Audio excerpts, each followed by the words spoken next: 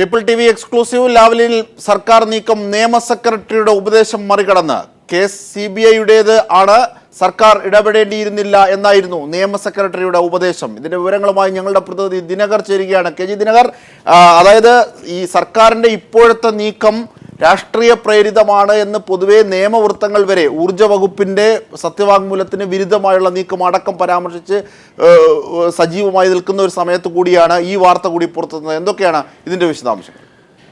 അജിംഷാദ്, തീർച്ചയായും നിയമ സെക്രട്ടറിയുടെ നിയമോപദേശം തള്ളിക്കൊണ്ടാണ് സർക്കാർ റിവ്യൂ ഹർജി സമർപ്പിക്കാൻ തീരുമാനിച്ചിരിക്കുന്നത് എന്നുള്ളതാണ് ഇപ്പോൾ വ്യക്തമാകുന്നത്. അതായത് CBIയുടെ കേസ് ആയതുകൊണ്ട് തന്നെ ഇക്കാര്യത്തിൽ സർക്കാർ ഇടപെടേണ്ടതില്ല എന്നായിരുന്നു നിയമോപദേശം നിയമ സെക്രട്ടറി സർക്കാരിന് നൽകിയത്. ആ നിയമ സെക്രട്ടറിയുടെ ഉപദേശം മറികടന്നുകൊണ്ടാണ് ഇപ്പോൾ രാഷ്ട്രീയ ലക്ഷ്യം വെച്ചുകൊണ്ട് ലാവ്ലിൻ കേസിൽ റിവ്യൂ ഹർജി ഹൈക്കോടതിയിൽ സമർപ്പിക്കാൻ സർക്കാർ തീരുമാനിച്ചിരിക്കുന്നത് എന്നുള്ളതാണ് വ്യക്തമാകുന്നത്.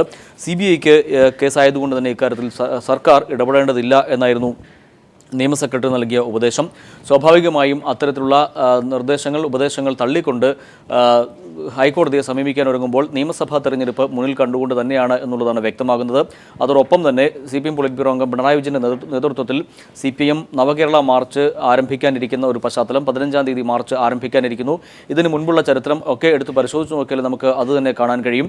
നിയമസഭാ തെരഞ്ഞെടുപ്പിന് തൊട്ട് മുൻപോ ആണ് 2006 2006 തെരഞ്ഞെടുപ്പ് പ്രഖ്യാപനം വന്ന അന്ന് ആണ് ഇത് കേസ് CBIക്ക് വിട്ടുകൊണ്ട് മുഖ്യമന്ത്രി ഉമ്മൻചാണ്ടി അന്ന് നിലപാട് സ്വീകരിച്ചത്.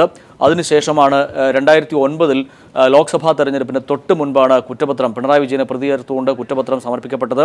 എന്നാൽ 2013 ഈ ഘട്ടങ്ങളിലൊക്കെയും തെരഞ്ഞെടുപ്പുകളിലൊക്കെയും സജീവ ചർച്ചാ വിഷയം, ലാവ്ലിൻ കേസ് സജീവ ചർച്ചാ വിഷയമാക്കുന്ന ഒരു രീതിയാണ് നമ്മൾ കണ്ടത്. അതോടൊപ്പം തന്നെ 2013 ജനുവരിയിൽ CBI പിണറായി വിജയൻ ഉൾപ്പെടെയുള്ളവരെ കുറ്റവിമുക്തനാക്കുകയും ചെയ്തു. കേസ് വിചാരണയോഗ്യം പോലും അല്ല എന്നായിരുന്നു CBI കോടതിയുടെ കണ്ടെത്തൽ. ഇതേ തുടർന്നാണ് ഇപ്പോൾ ഇതിനെ തുടർന്ന് CBI ഹൈക്കോടതിയിൽ റിവ്യൂ ഹർജി സമർപ്പിക്കുകയും ചെയ്തിട്ടുണ്ട്. എന്തായാലും ഏറ്റവും ഒടുവിലെത്തി നിൽക്കുന്നത് നിയമ സെക്രട്ടറിയുടെ ഉപദേശം മറികടന്നുകൊണ്ടാണ് സർക്കാർ മുന്നോട്ട് പോകുന്നത് എന്നുള്ളതാണ് വ്യക്തമാകുന്നത്. അജിംഷാദ്, തീർച്ചയായും ലാവ്ലിൻ കേസിൽ സർക്കാർ നീക്കം നിയമ സെക്രട്ടറിയുടെ ഉപദേശത്തെ മറികടന്ന് ഇതിന്റെ വിശദാംശങ്ങളാണ്. കൂടുതൽ വിശദാംശങ്ങൾ അടുത്ത ബുള്ളറ്റിലേക്ക് പോകാം. ദിനകറാണ് വിവരങ്ങൾ നൽകി വന്നത്.